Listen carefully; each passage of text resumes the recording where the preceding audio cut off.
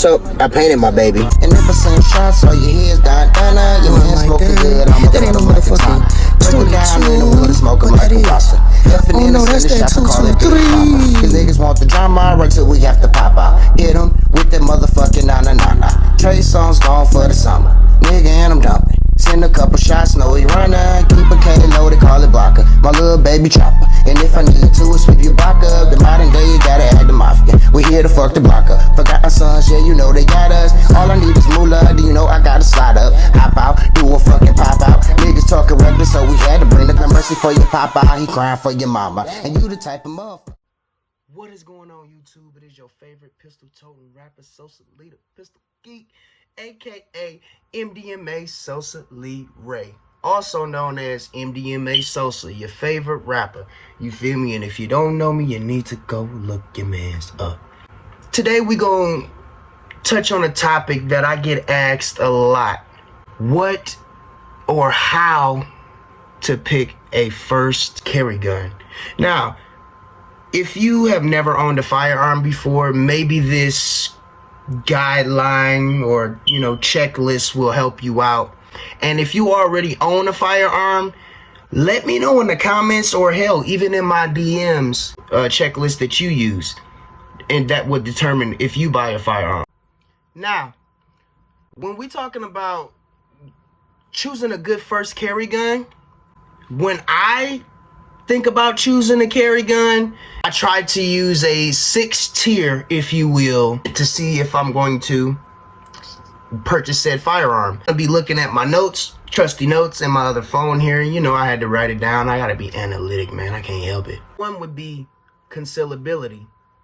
How well can you hide this gun that you thinking about buying? When they first buy a first-hand gun, they either go really big or really small. That being said, how concealable is this firearm that you are thinking about purchasing? You're going to be willing to change your clothing. I wouldn't say you have to buy new clothes, but invest in a very nice holster. It's going to conceal your weapon where it won't protrude out and look like that you have a firearm on you. When I first started carrying, he told us that statistically speaking, if you ain't first, you're last. Most people set on robbing you, or set on, killing someone, or set on robbing a store. They are looking for the people that carry the firearms. They are looking first before they stop anything. And 9 times out of 10, they're going to neutralize that target, or attempt to neutralize that target, before they actually continue to do what they want. Really just the aspect of, being able to fully conceal my weapon. Surprise, motherfucker. Without any inclination that it would be one on me. I cannot see, I'm legally blind. So definitely invest in a good holster, man. Have that doubt in your mind to wonder if you're going to have to buy new clothes or not. No, buy a good holster. Are you printing too much? You assume that you're printing when 9 times out of 10, you may see the print, because you know that you have the firearm. You know that you're carrying. But to a regular person, maybe a naked eye while you're just walking and not paying attention, 9.9 times out of 10, they don't know you have a firearm on you. Confidence. Will you put in enough training to actually be sufficient with your skills with this firearm? Think about that before you put the money into this firearm. Before I got to the firearms that are in my collection now, I went through a lot of trial and error, man, while I was trying to find, a good carry gun. Are you going to invest in quality ammo? You see some ammo, like maybe 50 in a box, and it's training ammo. I'm just trying to protect myself. You actually gonna invest in self-defense ammo? I know way too many people that just buy guns and sit them on a shelf, put them in a lockbox, and just assume that that's the be-all, end-all. Do you feel like you're ultimately going to be able to be comfortable enough to carry with a round in the chamber with the firearm that you're thinking about purchasing? You're goddamn right. I know there's a big controversy where people are talking about, that if you don't carry with a round in the chamber, that it could be considered premeditated if you have to use your weapon in self-defense. This is based on personal preference, but in my personal opinion, I would rather have a round in my chamber, get my gun out of my holster, present onto target, and get the shots off. Pulling and having to rack my slide just adds too many extra movements in for me, man. And get the job done. Because personally, if you're not carrying your gun for self-defense. You're carrying it for show.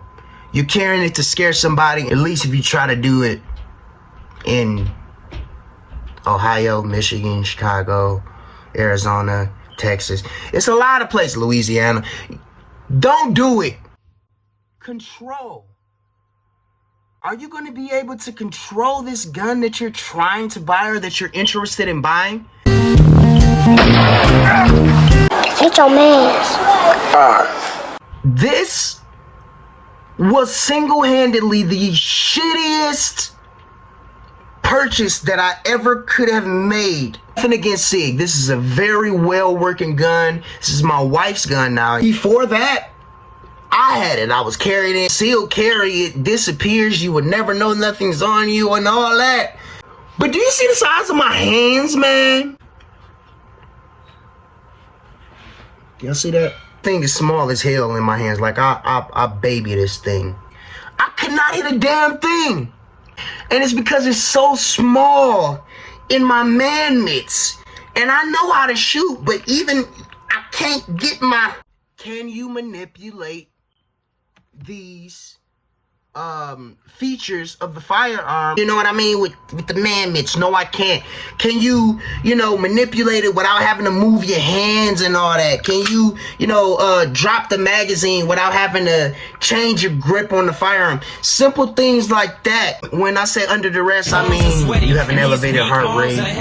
For me, at the range is one of the tried and true best ways to get that heart rate up, man. When you're doing like home training, dry fire training and everything, do 10 jumping jacks, man. Get your heart rate going. Then try to do your manipulations of your slide and drop another magazine and, pulling from a holster. Simulate that fight or flight response. It has a lot to do with control, all right? Now we're going to get into number 4. Number 4, capacity. Is it too little ammo or too much ammo? Hey man, are you sure you got enough? You can never have enough, brother. I would say around 10 rounds is a be all end all for me. Like if it has less than 10 rounds, I'm not carrying it. But that's just based on where I've lived and where I live. Squeeze. Now, your experience may be completely different. Harvard? Man, ain't there a lot of richie people up there? Capacity, man. Is there enough ammo in the magazine to get the job done that you need to get it done? Whatever it may be. Do they offer aftermarket magazines that up the capacity of the firearm? All that can be negated, though. Carry a Ruger LCP that holds 7 to 8 rounds. Glock 43 that holds 6 rounds. But the ultimate question that comes down to that whole statement is, are you going to train enough to be efficient with the capacity that is in the gun? Why the fuck you ain't shooting? Let's just go back to the crib and grab a clip. 10 to 12 rounds, and they have 15 round magazines now. But that wouldn't matter, because if you can't get it done, at that point you might as well train with the capacity that the gun comes with. You the dummy. You ain't got no fucking clip in your gun. 5. Caliber.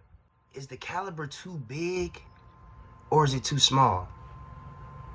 Did you decide on a Glock 44 and 22, or did you decide on a Glock 30 and 45? It's a 40 caliber. Maybe you chose a 9mm. I should say, thinking of choosing. I got a little trick for you. Look up the ballistics data of the caliber of the gun that you want to buy. Whatever it is, look up that ballistic data and actually see what that round does. Maybe you like some stuff about it. Maybe you don't. No round is created equal and no round is the same. So you're going to get different performance in a 22 Hornet or a 22 hollow point than you would from a 380 ACP hollow point. You've gotten comfortable with that firearm, and you know for a fact that you could conceal it. The capacity is not terrible, and 9 times out of 10, this is the gun that you're going to end up buying. How much do those rounds that you have chosen for self-defense, or you thinking about choosing for self-defense, how much are they going to cost in bulk? Are you going to be willing to pay that? When you finally put in that 500 or that 1,000 or that 250 and you see how much it costs, are you going to proceed with the checkout, or are you going to be like, I'll get them at a later time? If you're not going to have sufficient ammo for your firearm, what's the point of you carrying it? Comfortability. So now you've checked off all these other boxes on the list, right? You found that awesome firearm you in love with, man. You've been renting it at the range, and you really confident with this thing, man. You noticed the one you want to buy. You good with it under duress. You can manipulate it. You done did all your malfunction drills. Man, you didn't even taught yourself that cool little bullet flip trick off TikTok. Stupid. My nigga. Only thing really left to do is... Now, the laws by the state you reside may differ. And me, myself, living in Arizona, we kind of have a laissez-faire attitude when it comes to firearms, if I do say so myself. It's completely legal for someone to carry, say, an AR pistol in their car, or a fully loaded firearm concealed without a carry permit. So it's pretty much what they would say is the Wild Wild West. I got my shit on me, bitch. Bitch ass nigga, look at you running. We do have a stand your ground law, and it's called a right to carry state, meaning that it doesn't infringe on the Second Amendment. We are legally allowed to buy, and carry whatever we want to. But I actually have a friend here who's going to explain the laws a little bit in Texas and give us a little bit more feedback of how the gun laws work there, and kind of give us his criteria that he goes through when he's selecting a carry firearm. I appreciate that. Terrible Torres here. Gonna give you a few things about what I look for when it comes to a firearm. First of all, we're gonna talk about concealability. How big is the weapon that you want to purchase? Is it a size that's appropriate for your body type? I see a lot of people want to buy the biggest gun. It looks cool, put all the attachments on it and everything. That's great. But what's your body type? How are you going to conceal this thing? I noticed on myself before, I had these magazines poking out of my shirt. You're printing. How is that going to look when you have that tucked away? Do you appendix carry? Do you carry your 3 o'clock? Do you carry your 4 o'clock? Does it look like, where are you putting that weapon at? That's a big thing as far as carry.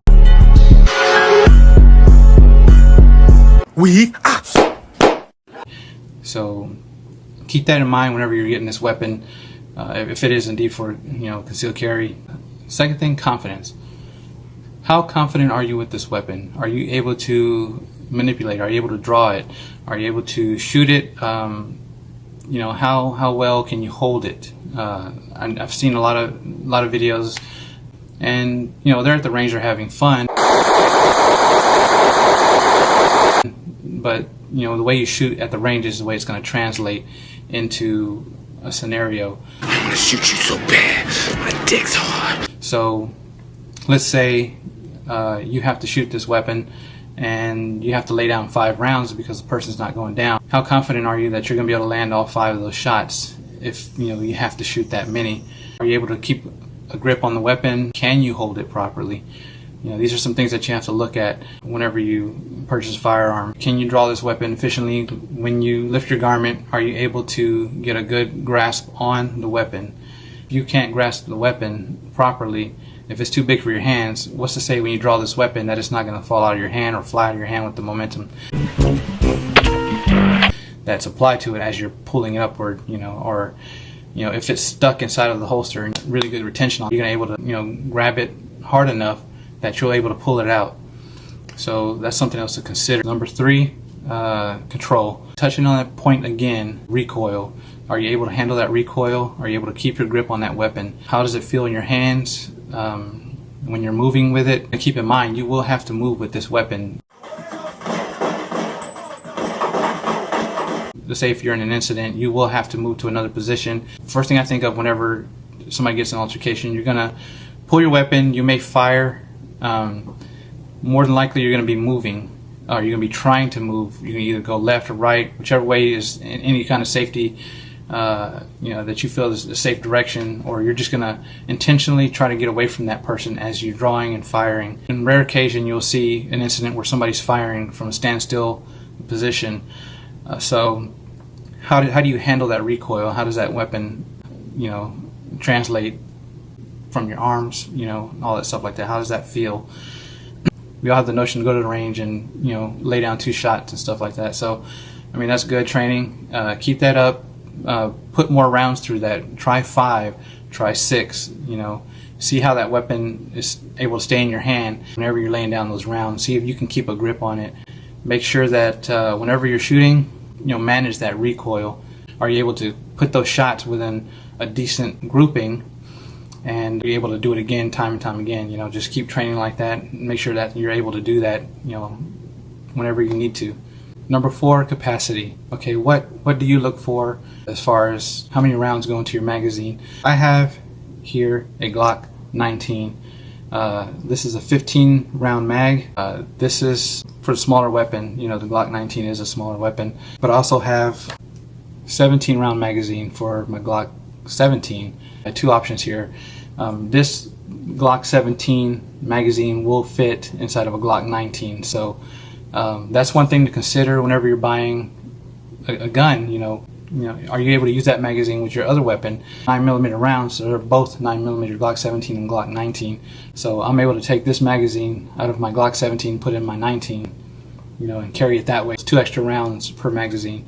If I want, I can have both magazines from my Glock 17 into my 19. 17 rounds in each magazine, my extra magazine and the one that's inside of my weapon. How many magazines do you carry? We don't all go crazy. We have maybe the one in our weapon, and then we have the one that's that's an extra magazine on our belt. Where you keep that thing, depending on where you keep it, for me is on the front left side, being that I'm right-handed. I'm able to draw that extra magazine with my left hand. How much is in that extra magazine? Number 5, caliber. What caliber do you consider the best? That's dependent on the individual to carry certain calibers because of what they know or what they've seen. My very first weapon, which was Glock 31, is a 357 SIG. Here's the ammo here, you can see, compared to a 9mm. That was my very first weapon, which I bought so long ago. It's all about preference. Do your research, look at ballistics, try out some calibers. You can go to a gun range, you can rent weapons, okay, and shoot them at the range. Determine what you like, what has less recoil if that's what you're looking for, what has more punch than the other. Look at the data, look at the ballistics. There's plenty of videos for you to do research. Another thing to determine when it comes to caliber is the cost of the ammo.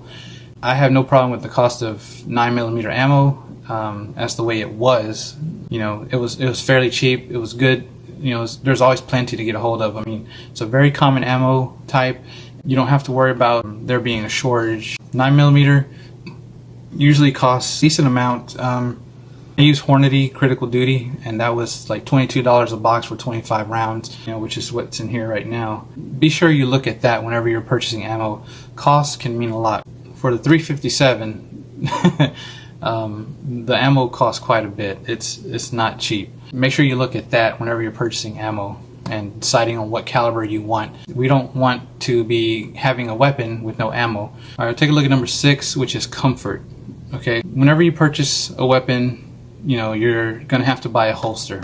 And touched on that, we have magazine length. Make sure that it's flush with your body. Make sure you're able to do anything that you regularly do. Sometimes it's going to be hard depending on what you carry. I have some here. I have Bravo concealment, this outer waistband. I have a smaller one. This is also Bravo concealment. No light attachment. This is a Glock 19. Very slim line. That's another option. It all depends on what you're looking for. It's Injury Tactical that was gifted to me. A little bigger, a lot wider. Again, my body type supports this. So you can see you have the spare magazine on the side, you have your weapon here with the light. So, you know, are you able to move around? Are you able to do everything that you're used to doing, like sitting? Can you sit down in a chair, you know, with minimal adjustment, or if you have to, you can adjust it, you know, without totally revealing that you have, you know, a weapon on you? Are you able to walk with it without it shifting, without it moving, without it pulling your garments down like your pants, you know, start to fall? Or are you able to tighten your belt? Does it fit comfortably in your current size of, you know, pants? Can you bend over? Sometimes you might have to, you know, bend and pick up something. You know, see how it feels. Well, this is my very first one, so when I put it on, I had to get used to it for a little bit. I was like, how can I get used to this? The fastest way is to just wear it and, you know, utilize it. I've yet to take it to the range, so whenever I do that, you know, I'll get some footage of that. Well, I mean, you know, it's great. It's great. Whenever you choose those things, make sure that it's something that kind of, you know, fits your lifestyle, whatever you do. I wear this when I go running, a 10-mile run with this on my body. No issues there. That's what she said. Just make sure that you like it. Okay, number 7, law by state. Texas is the 21st state to put in effect House Bill 1927, otherwise known as permitless carry. As it is, you are able to carry a firearm either openly or concealed. There are a few things with this that, you know, I'm pretty sure a lot of people know. You know, you have to be 21 years or older. No felonies, no class A or B misdemeanors. I think upon that is also disorderly conduct. You know, no charges as such. Also know places that you can and cannot carry. This is very important. Sometimes there will be signage posted. Pay attention to those things before entering, you know, an area. Some will say no firearms. Some will say, you know, concealed only. Some will say, you know, that you can't carry unless you have a permit. You have to watch out for those, you know, that sign language. So which will be, you know, 30-5, you know, 30-7, all those things. Just do your research on those signs and know what you're looking for before you enter an area. Try not to be so obvious. If you have a firearm and you're walking toward an area and you realize, oh, you can't take your firearm in there, whether you decide to go in or not. If you're going to go put your firearm up, don't be so obvious to do so. Seek training, even though you don't need a permit. This is something that's very important for everybody. You know, you're responsible for every bullet that comes out of that weapon. Know where that bullet is going. Seek the training to help you know what you're doing with that firearm when you have to use it, or if you ever have to use it. Same goes with rifles and shotguns. You're able to keep those in your vehicle, you know, without permits, in front with you, or you could have it in your trunk or wherever in your vehicle. You do not need a license to carry those in your vehicle. Carry those openly if you wish. Do so responsibly, and you know, keep in mind that if you ever get pulled over, that, you know, an officer's going to see that, and, you know, he's concerned for his safety as well as yours. So be sure that you are very cooperative when it comes to anything that is in your vehicle and that is openly visible. That pretty much sums it up. Everything that I wanted to touch upon. I tried to keep the video as short as I could, just so we wouldn't run into a lengthy video here. Turn it back over to Sosa. Appreciate you having me on, man. Have a good one. And if I send shots, so your head's down, your hands smoking good. That ain't no motherfucking 22. Smoking like a roster. Oh no, that's that 223. Cause niggas want the drama right till we have to pop out. Hit them with that motherfucking na-na-na-na. Trey songs gone for the summer. Nigga, and I'm dumping. Send a couple shots, know he running. Keep a K loaded, call it blocker. My little baby chopper. And if I need to, sweep your block up. The modern day, you gotta add the mafia. We here to fuck the block up. Forgot our sons, yeah, you know they got us. All I need is moolah, do you know I gotta slide up? Hop out, do a fucking pop out. Niggas talking reckless, so we had to bring the Glocks out. But nigga called the cops out, and all you hear is fuck the federal laws. No mercy for your papa, he crying for your mama. And you the type of motherfucker, tell him front your honor. And get your mans locked up, and get his ass turned out. If I see a pussy nigga, then I gotta turn his lights out.